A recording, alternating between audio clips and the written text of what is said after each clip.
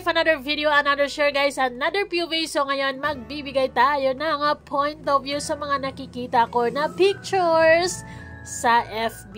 Pero syempre, bago ang lahat, don't forget to support and subscribe Kuya Val Santos Matubang, ating Ed Vlogs, Kalingap Rab, Roel of Malalag, Rachel Morales Vlogs, sa second channel ni Roel, Kalingap Roel, Kalingap Edo, Kalingap Dan, Kalingap Awe, Kalingap Angeli, and syempre sa lahat ng Team Kalingap, maraming salamat Maraming salamat sa support at pagmamahal. Mabuhay tayong lahat. Ayun guys. Syempre, ano nga bang issue kahapon? Kasi sa live ko, madami talagang nag-worry, mga nag-aalala. Dahil feeling nila merong tampuhan issue or may tampuhan ng dalawa, si Roel and Rachel. Kasi nararamdaman nila sa live na nagkakaroon kasi ng problema sa signal din ni Kuya Regan. So parang meron daw silang nakita or narinig na parang magsisimula nata yung party and then wala pa si Rachel. Well understood kasi si Rachel ay galing pa sa school and syempre magbabiyahe pa or mag-aayos pa, 'di ba? Tapos meron nata silang narinig na mag-start na ganito ganyan, bahala ka dyan. Yung parang ganon, bahala ka ganyan. So syempre tayong mga fans, naintindihan ko yung mga nararamdaman ng iba na very sensitive talaga, very protective talaga pagdating sa dalawang ito kasi as much as possible ay ayaw nila nang mag-aaway itong dalawa kasi talagang iniingat-ingatan natin to gusto natin okay ang lahat, diba? Gusto natin happy lang, gusto natin positive lang, gusto natin maayos ang mga bagay-bagay sa kanilang dalawa, o diba? Hindi natin napapansin na mismo sa bahay natin ay normal lang naman yung magkaroon ng tampuhan, mga hindi pagkakaintindihan, yung minsan may tupa ka, yung minsan iinit yung ulo mo, normal yun kasi tao ka naman, di ba? Normal na tao ka. So, lahat ng mga emosyon niyan, maging masaya ka, malungkutin ka, tupakin ka, kung ano man, mararamdaman mo yan, syempre. Pero, yes, sa relationship nila ni Roel and Rachel, sa samahan nila, sa band nila na meron sila ngayon, ay talagang hindi maiiwasan yung mga simpleng tampuhan. Pero for sure, ay hindi nila yun pinapalaki. Hindi nila yun na binibig deal. Kung meron man kahapon, let's give a benefit of the doubt sa mga nagko-comments. Grabe talaga yung mga pagmamahal ng yung mga Rochelle fans. Grabe yung mga pagmamahal nila sa dalawang ito. Yung talagang they're very protective talaga, naintindihan ko naman yung feeling, di ba? Yes, gusto natin na magiging maayos ang lahat. Gusto natin maging maayos sila, di ba? Pero syempre ako, okay din ako sa minsan na magkakaroon sila ng tampuhan, magkakaroon sila ng hindi pagkakaintindihan kasi normal naman sila, di ba? For sure, kahit anumang label ng relationship nila ngayon, ay meron yan silang hindi pagkakaintindihan. Minsan magkaroon talaga sila ng kasalungat na idea sa mga bagay-bagay. And for sure naman, yung pagkakatampuhan na yan, as long as hindi nyo binibig deal, as long as hindi nyo pinag-awayan ng over a week, or hindi nyo pinapalipas ang isang gabi na hindi kayo magkaayos, ay ibig sabihin healthy relationship pa rin kayo, diba? Healthy pa rin yung samahan nyo.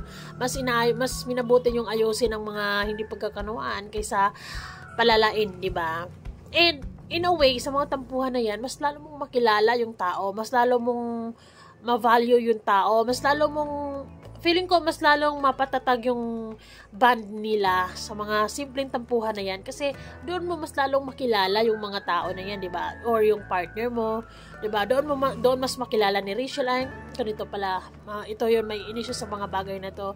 And si Ruel din mismo, ay doon din niya maintindihan si Rachel kung bakit hindi agad na kapag ganyan si Rachel, di ba? Give and take actually. That's the thing na kailangan nilang i-adjust sa mga sarili nila, lalo na pare-parehas silang busy, lalo na pare-parehas silang occupied, di ba? And feeling ko naman, yung mga simpleng tampuhan at issue na yan, yung simpleng tampuhan na yan, ay feeling ko si Roel ay hindi talaga niya yun palalain, diba? As much as possible ay ayusin talaga nila yan agad. And also Rachel, kasi hindi naman masyadong matured naman si Rachel mag-isip, and she knows how to handle things. Sa totoo lang, sobrang matured niya mag-isip, and feeling ko naman ay kayang-kayang dalhin ni Rachel ang ano nila ngayon, ang relationship nila ni Ruel, o malalag kung ano ba ng label ng relationship na yan, pero panigurado, isa lang sa sigurado ako na masaya silang dalawa, nagmamahalan silang dalawa at proud sila sa isa't isa, and very supportive sila sa isa't isa, and focus na focus sila sa mga pangarap nila sa isa't isa, and ando na yung sana habang buhay tayo na lang. Ay, nakakakilig.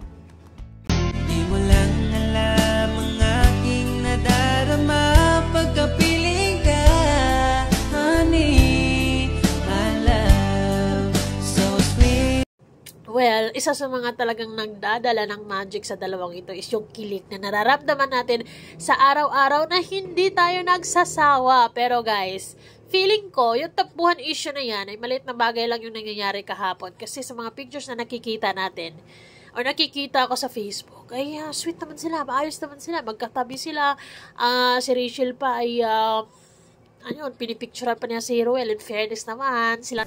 Nagsimula sa hindi kita kilala hanggang sa nauwi sa mahal kita. Parang kay...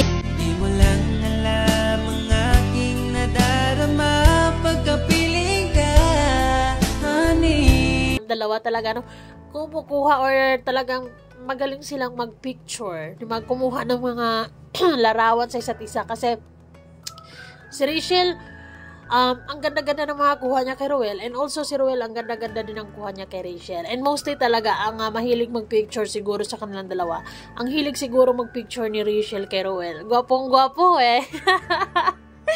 Well, hindi ko naman masisisi si Rachel, kasi naman talaga, ay aside sa gwapo naman talaga si Ruel ay mahilig din sa mga pictures na yan. And hindi sila nagkakaroon ng problema sa part na yun. Kasi since nasa social media sila and sikat sila, and talagang kailangan nilang mag-picture-picture. Mostly kasi sa mga lalaki, di ba?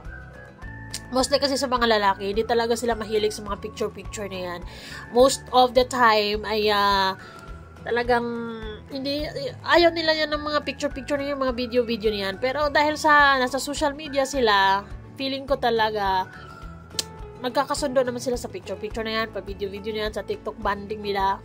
Masaya sila panoorin, kaya nga nahuhook tayo, di ba? Kasi napaka-positibo nilang tao, and parang nakakahawa yung good vibes nila sa atin, nakakahawa yung positive energy nila, at nakahawaan tayo na para bang pag nakita natin sila, liliwanag yung araw mo. Magiging maganda yung araw mo. Na-absorb mo yung positivity. Ay, that's the power. Yan ang taglay na human magnetic power ng dalawa, na lalong-lalo na si Rachel talaga. Kakaiba talaga. Kahit sino ka pa, basta't mahal kita. Yung aura niya na talagang maapektuhan yung puso mo in a good way.